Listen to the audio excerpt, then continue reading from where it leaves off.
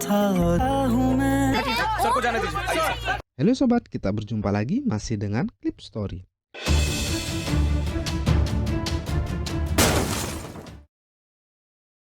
Clip Story kali ini menceritakan kisah seorang wanita cantik yang menjalin hubungan terlarang dengan seorang artis papan atas hingga ia terlibat konflik asmara dengan seorang hacker. Pelajaran yang dapat kita ambil dari kisah ini, kendalikanlah nafsu kita karena nafsu kita dapat mengantarkan kita ke puncak kesuksesan, namun nafsu juga dapat menjerumuskan kita ke lembah kenistaan. Bagaimana kisahnya? Tanpa berlama-lama lagi, ini dia kisahnya. Kisah ini diperankan oleh sebagai seorang artis, Samira selingkuhan Vivik tetangga Samira, ia juga seorang hacker, Rohan tetangga Samira yang baik hati. Cerita dimulai dengan pertemuan Samira dengan seorang artis papan atas yang bernama di suatu pesta. Di dalam pesta tersebut, mulai menggoda Samira dengan ketenarannya. I wanna be with you, Sam. Samira pun tergoda hingga mereka melakukan hubungan terlarang. Kemudian scene kembali pada kehidupan Samira. Suatu malam saat Samira pulang kerja, ia hendak memarkir mobilnya. Ia melihat sebuah sepeda motor terparkir tepat di tempat parkir mobilnya. Samira pun memanggil penjaga apartemen, tetapi yang datang malah Vivik, pemuda berusia 19 tahun yang diam-diam menaksir padanya. Ternyata ialah pemilik motor itu. Aku sengaja memarkir motorku di sana agar tempat parkirmu tidak ditempati penghuni apartemen lain, kata Vivik. Samira yang menganggap Vivik hanyalah bocah ingusan, tanpa curiga Samira berterima kasih pada Vivik. Setelah membantu Samira membawa barang bawaannya, Vivik kembali ke apartemennya. Ia mulai menyalakan laptopnya. Ternyata Vivik seorang hacker. Ia meretas CCTV di kawasan apartemen tersebut hingga ia mendapat beberapa gambar dari Samira untuk dijadikan koleksinya. Keesokan harinya, ketika Samira hendak berangkat ke kantor, ia memberi tumpangan pada Vivik yang hendak ke kampusnya. Mereka pun berhenti di sebuah kafe. Setelah mendapatkan kopi yang mereka pesan, mereka pun hendak berangkat. Namun tiba-tiba si pemilik kafe menghentikan Vivik. Si pemilik kafe berterima kasih pada Vivik karena udah menyelesaikan settingan wifi yang selama ini bermasalah. Pemilik kafe mengembalikan uang Vivik dan memberikan kopi secara gratis sebagai rasa terima kasih. Thank you. Samira yang melihat itu terkesan pada Vivik karena suka membantu. Nice. सबकी हेल्प करते रहते हो तुम. Samira yang telah tiba di kantornya mengikuti sebuah meeting. Ia mendapat CEO baru bernama Nandini. Namun rupanya Samira dan Nandini sedikit ada perselisihan karena perbedaan sudut pandang. Saat jam istirahat kerja, datang seorang pria yang merupakan sopir dari artis selingkuhannya itu. Samira pun diajak sopir itu untuk menemui di sebuah lokasi syuting. Lalu Samira dan artis itu masuk ke sebuah bus yang sudah didesain seperti kamar. Namun sebelum mereka masuk, Vivik si hacker tetangganya itu mengetahui hubungan terlarangnya dengan seorang artis. Sementara di dalam bus tersebut, Samira marah besar pada karena ia tak kunjung menceraikan istrinya. Namun dasar artis jago acting. Dengan sedikit acting, dapat meyakinkan Samira dan minta waktu beberapa hari untuk mengatur semuanya. Akhirnya mereka pun memadu kasih.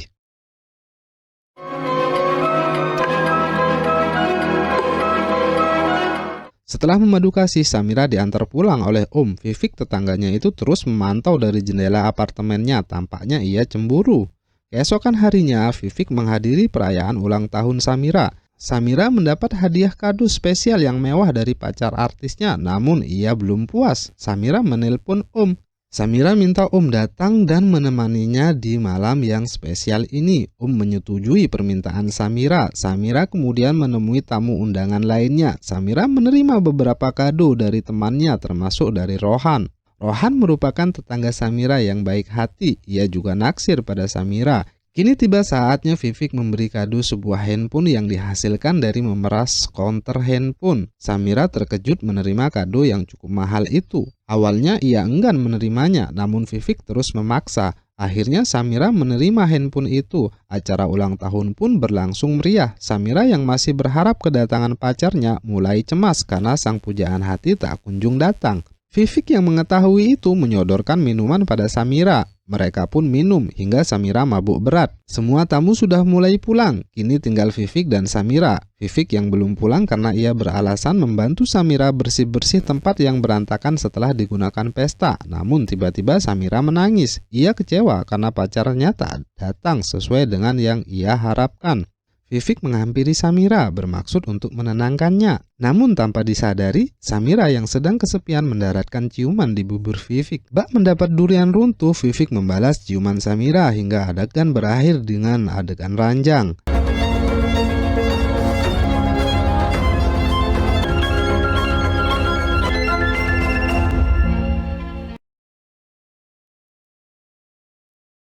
Pagi hari ketika Samira terbangun, ia terkejut melihat si bocil itu tidur di ranjangnya. Ia baru menyadari kesalahan yang terjadi malam itu.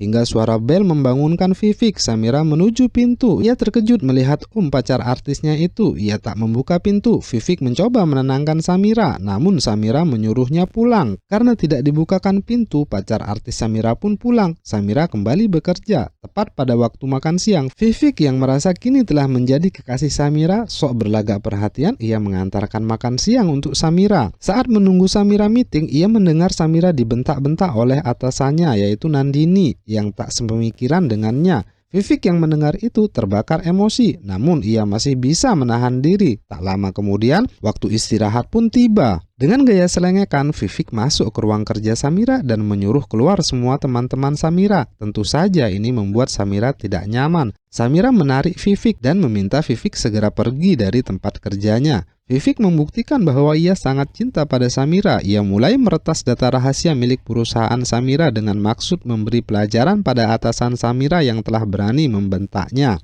Saat Samira masuk kerja, ia terkejut melihat semua karyawan kantornya tegang. Ia pun menemui bosnya. Bosnya menceritakan padanya bahwa informasi penting perusahaannya diretas oleh seseorang hingga mengakibatkan saham perusahaan anjlok dan sebagian investor menarik diri. Bos Samira pun memerintahkan pakar IT perusahaan untuk mencari siapa yang meretas dan membocorkan data penting perusahaannya. Samira lalu kembali ke ruangannya. Tak lama kemudian Vivek menelponnya. Ia mengatakan, "Bosmu sudah ku kasih pelajaran karena beraninya ia meninggikan suaranya padamu." Spontan Samira terkejut dan dengan bangga Vivek mengatakan, For your kind information, तुम्हारा boyfriend एक hacker है. Mengetahui itu perbuatan Vivek, Samira langsung mengajak Vivek bertemu di kafe langganan mereka. Samira langsung protes atas perbuatan Vivek yang telah mengakibatkan kerugian pada perusahaannya. Samira juga berkata bahwa hubungan mereka hanyalah teman dan tentang apa yang terjadi semalam itu merupakan sebuah kesalahan besar. Vivek terus merajuk pada Samira. Ia mengatakan sangat mencintai Samira. "Tolong fahami aku," kata Vivek. Dengan emosi Samira menjawab, "Kau bilang cinta. Ingat, usiamu masih 19 tahun, kau masih bocah." Vivek yang tidak terima dengan perkataan Samira, ia pun berkata, ये जब तुम मुझे किस कर रही थी तुम्हें याद नहीं आया मैं 19 साल का हूँ? या जब तुम मेरे साथ सो रही थी तब तुम्हें याद नहीं आया कि मैं 19 साल का हूँ? या जब तुम चिल्ला रही थी, Vivek Vivek don't stop, Vivek don't stop, Vivek shut up. Tentu saja mendengar itu Samira semakin marah. Samira mengusir Vivek dan "Jangan kau perlihatkan lagi wajahmu di depanku," kata Samira. Setelah kejadian ini, Vivek yang sakit hati ia mulai brutal. Ia menyelinap masuk ke apartemen Samira, memasang beberapa kamera dan mic serta meretas laptop Samira agar terdeteksi bahwa Samira lah yang membocorkan informasi penting perusahaannya. Untuk melancarkan aksi hackernya, ia menyewa suatu tempat. Di tempat inilah ia mulai menjalankan aksi hackernya. Ia mulai memantau semua aktivitas Samira. Pagi hari tiba, terlihat Samira yang hendak berangkat kantor terpantau jelas oleh Vivek karena ia juga meretas beberapa CCTV. Samira yang telah tiba di kantornya terkejut saat kartu ID karyawannya tidak berfungsi lagi. Ia segera menemui bosnya. Nandini, bosnya pun langsung memecatnya. Tentu saja Samira semakin terkejut. Dengan gamblang dan jelas bosnya menyampaikan bahwa kau dipecat karena kaulah yang telah membocorkan rahasia perusahaan kita. Bosnya pun menunjukkan bukti. This is proof that Nandini's system was accessed from your laptop. Samira mengeluh, namun bosnya lebih percaya pada bukti yang ada. Samira pun dipecat dari kantornya. Dengan penuh kesedihan, ia mendatangi sebuah rumah sakit temannya, di mana tempat ibunya dirawat. Ibu Samira dirawat di rumah sakit ini karena koma. Saat ia sedang merenung, tiba-tiba HP-nya yang sudah diretas hacker cabul itu bersuara.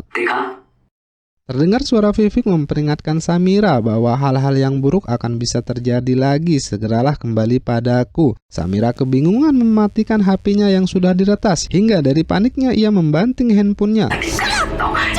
Samira pulang dengan kondisi lelah dan depresi. Rohan, tetangganya yang naksir padanya, mengantarkannya ke kamarnya. Vivek yang terus memantau Samira tersenyum bangga. Keesokan harinya, Om pacar artis Samira datang. Mengetahui kondisi pacarnya yang depresi, Om memaksa Samira untuk bercerita apa yang telah menimpanya. Dengan ragu, Samira bercerita bahwa ini semua terjadi karena kau tak datang pada acara ulang tahunku.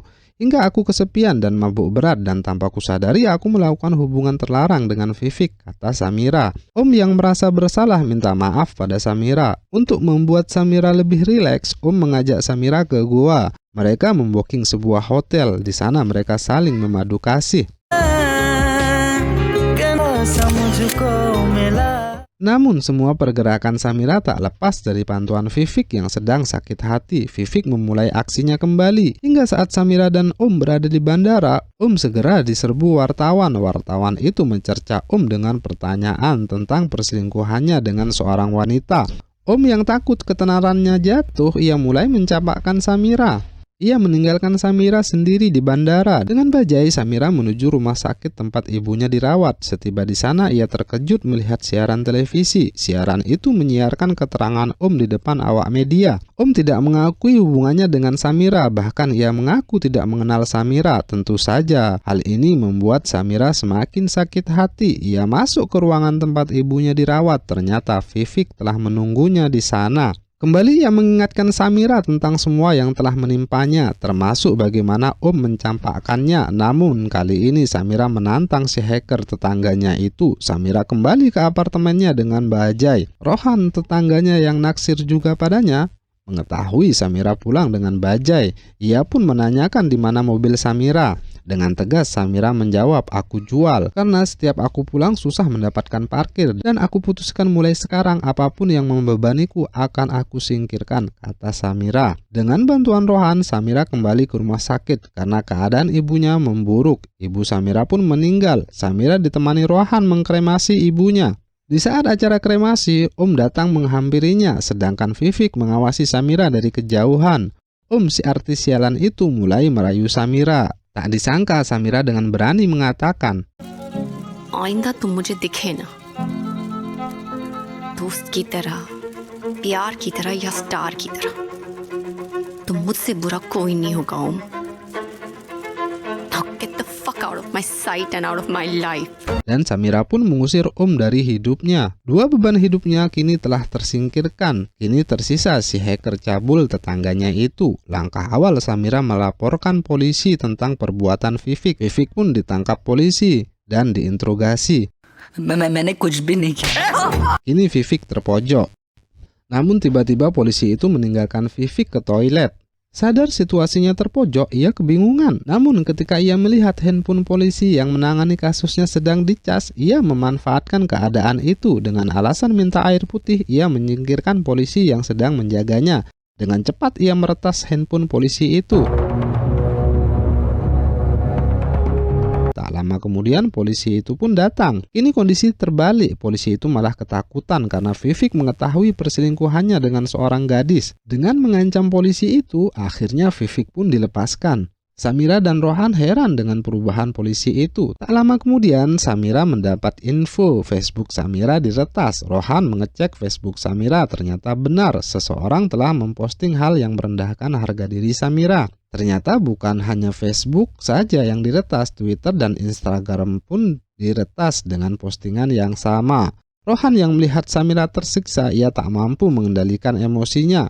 Saat Vivek sedang makan malam dengan neneknya, ia langsung menyerang Vivek. Sam के अकाउंट के social media account के पासवर्ड कहाँ हैं? सैम के अकाउंट के पासवर्ड क्या है? Untung saja Satpam dan Samira melerainya. Rohan dibawa pulang Samira. Nenek Vivek yang mengenal Rohan dengan baik mulai bertanya apa yang telah dilakukan cucunya itu, hingga membuat pria sebaik Rohan marah. Namun Vivek masih tidak mengaku. Dengan ketawanya yang menjengkelkan, ia pergi meninggalkan neneknya. Sementara Rohan ditenangkan Samira di apartemennya. Keesokan harinya mereka menemui seorang cyber security yang bernama Vinod. Dengan yakin dan penuh percaya diri ia bersedia membantu Samira. Namun setelah ia membuka laptop Samira dan mencari directory root yang digunakan Vivek meretas, tiba-tiba video Vivek muncul. Mereka pun saling adu ocehan. I envy your optimism.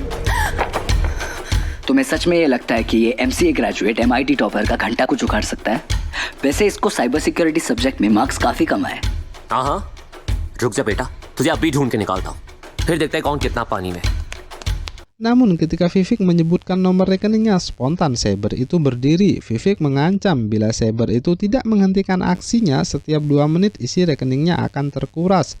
Tak lama kemudian cyber itu mendapat SMS bahwa telah mentransfer sejumlah uang. Ia semakin terkejut dan panik, dengan cepat menutup laptopnya. Wow, genius! Cyber itu pun menyerah serta mengakui kehebatan hacker ini. Melihat usahanya buntu, Samira berlari keluar apartemen hingga ia hampir tertabrak truk. Samira bangkit dan terus berlari. Tiba-tiba hacker itu muncul di depannya. Vivek memperingatkan Samira agar mengikuti kemauannya dan bersedia melayani hasrat cabulnya setiap ia butuhkan. Jika tidak akan kuretas hidupmu dan membuatmu sengsara, kata Vivek. I have decided I will use you for sex. Setelah mendengar ancaman Vivek, Samira semakin bersemangat kembali untuk melepaskan diri dari si hacker cabul itu. Samira yang sadar terus berada di bawah pantauan Vivek, Samira mengajak Rohan ke sebuah klub. Samira memanfaatkan kebisingan klub itu agar Vivek tidak bisa mendengar rencana selanjutnya yang ia rencanakan bersama Rohan. Mereka berencana mencari beberapa kesalahan Vivek dengan mengintai rutinitas Vivek. Rohan terus mengintai Vivek dan tak lupa mengambil gambar yang dianggapnya mencurigakan. Dari gambar yang diambil Rohan, akhirnya Samira mencurigai pria, seorang wanita korban aksi hacker Vivek yang sampai saat ini masih pura-pura menjadi pembantu di rumah Vivek. Karena berdasarkan pengalaman Samira menjadi editor majalah fashion, Samira mengetahui tas yang digunakan pria merupakan tas harga ratusan juta, dan tak mungkin wanita yang berprofesi sebagai pembantu mampu membeli tas seharga ratusan juta. Mereka kemudian memutuskan untuk menemui wanita itu. Mereka mulai mengintai pria. Dengan bantuan dokter sahabatnya, Samira mampu mengecoh Vivek yang melacak map yang diretasnya. Samira dan Rohan menemui pria di rukonya. Pria terkejut melihat Samira dan Rohan yang telah menunggunya tepat di depan ruang ganti. Akhirnya pria menceritakan semua apa yang terjadi padanya, hingga ia pura-pura jadi pembantu di rumah Vivek. Pria sudah berkeluarga dengan 2 orang anak. Pria memiliki sebuah toko retail baju. Dengan alasan magang dan memanfaatkan kepolosannya, Vivek diterima bekerja di toko pria. Seiring berjalannya waktu, pria sadar betapa mesumnya otak Vivek. Namun ia tidak bisa berbuat apa-apa karena handphonenya diretas Vivek. Foto telanjang pria pun dijadikan ancaman agar pria mau melayani hasratnya pada pria yang selama ini terpendam. Pria tak punya pilihan lain mengingat reputasi keluarga dan nasib anak-anaknya bila foto bugilnya tersebar di internet. Pria pun menuruti kemauan Vivek. Vivek meminta pria untuk ke rumahnya setiap ia membutuhkannya. Dengan beralasan sebagai pembantu agar neneknya tidak curiga, perbudakan Vivek terhadap pria terus berjalan. Pria juga menceritakan apa yang dilakukan Vivek pada Sital yang merupakan teman pria. Sital adalah teman kampus Vivek. Vivek jatuh hati pada Sital, namun Sital selalu menolak Vivek. Vivek pun meretas handphone dan laptop Sital. Si hacker cabul ini mulai mengambil keuntungan dengan mengancam akan mengunggah foto bugil Sital ke internet. Rupanya ancaman Vivek membuat Sital takut. Sital menuruti semua kemauan Vivek. Ia menyuruh Sital bugil di kelas. Sital menuruti tuntutan itu, namun karena terlanjur sakit hati, Vivek si hacker cabul itu tetap saja mengunggah foto bugil Sital ke internet. Karena tak sanggup menahan malu, Sital akhirnya mengakhiri hidupnya dengan bunuh diri. Mengetahui Sital bunuh diri karena ulahnya, Vivek keluar dari kampusnya. Setelah mendengar cerita pria, akhirnya Samira mengetahui bahwa bukan Samira lah satu-satunya korban Vivek. Ia pun emosi. Ia bersumpah pada pria akan memberikan balasan yang setimpal pada si hacker cabul tetangganya itu. Samira dan Rohan pergi ke tempat kafe langganan Vivek dan Samira. Samira tahu bila wifi di kafe itu Vivek yang setting. Tentunya Vivek akan mendengar apa yang Samira rencanakan. Samira sengaja melakukan itu agar Vivek menggunakan kemampuan hackernya untuk menggagalkan semua rencananya. Sesuai rencana mereka, Samira menyetujui permintaan Vivek untuk melayaninya. Akan tetapi tempat dan waktu Samira yang tentukan. Vivek pun sepakat. मुझे तुम्हारी डील मंजूर है, Good call, baby doll. पर जगह और टाइम मेरे हिसाब से डिसाइड होगा। Done deal. Saat tiba waktu yang mereka tentukan, dengan penuh semangat Vivek akan menuju tempat yang telah ditentukan Samira. Samira menunggu di sebuah hotel, sedangkan Rohan memantau di dalam sebuah truk dengan beberapa kamera dan mikrofon yang telah ia pasang. Vivek yang tahu rencana mereka mulai melumpuhkan Rohan dengan racun. Vivek kemudian menemui Samira yang berada di dalam hotel. Vivek yang mengetahui bahwa kamar hotel telah disadap dengan kamera serta mikrofon, ia tak mau bicara. Ia hanya membalas perkataan Samira dengan SMS dan itu pun langsung terhapus. Vivek memaksa Samira ikut dengannya karena bila tidak Rohan akan mati karena racun, kata Vivek. Samira tak punya pilihan lain, ia ikut bersama Vivek. Vivek membawa Samira ke markasnya, tempat di mana ia jadikan sebagai pusat aksi hackernya. Samira terkejut melihat nenek Vivek yang telah tewas juga di sana. Vivek terpaksa membunuh neneknya karena nenek Vivek mengetahui segala perbuatan bejatnya. Samira mulai memperingatkan Vivek bahwa kau kalah Vivek, kau pikir kau bisa lolos. Rekaman CCTV hotel akan menunjukkan bahwa kau membawaku dari hotel. Akan kutuntut kau dengan kasus pemerkosaan dan pembunuhan, kata Samira. Vivek kemudian menunjukkan aksi hackernya lagi. Ia menghapus dirinya dalam rekaman CCTV hotel, seolah-olah ia tidak pernah mendatangi hotel, sedangkan Samira tak pernah keluar dari hotel. निकलते हुए अपने आप को इरेज कर देता हूँ and Bush तुम अकेली होटल के बाहर निकल रही हो. Setelah menunjukkan aksinya, ia mulai mendekati Samira untuk mencumbunya. Samira yang sadar bahwa tidak ada bukti bila ia membunuh Vivek di tempat ini, karena Vivek telah merubah rekaman CCTV hotel, ia mulai melakukan perlawanan.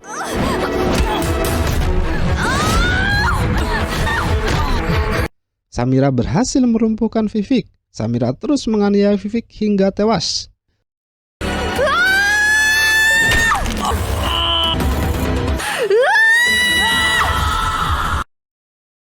Setelah Vivek tewas, ia segera menemui Rohan untuk memberinya penawar racun. Atas tewasnya Vivek, ia pun diinterogasi polisi. Namun rekaman CCTV hotel yang telah dirubah Vivek membuktikan Samira tidak keluar hotel pada jam tewasnya Vivek. Samira pun dibebaskan. Samira dan Rohan merajut jaring-jaring cinta mereka. Cerita pun berakhir. Terima kasih, semoga terhibur. Ketemu lagi klip story berikutnya.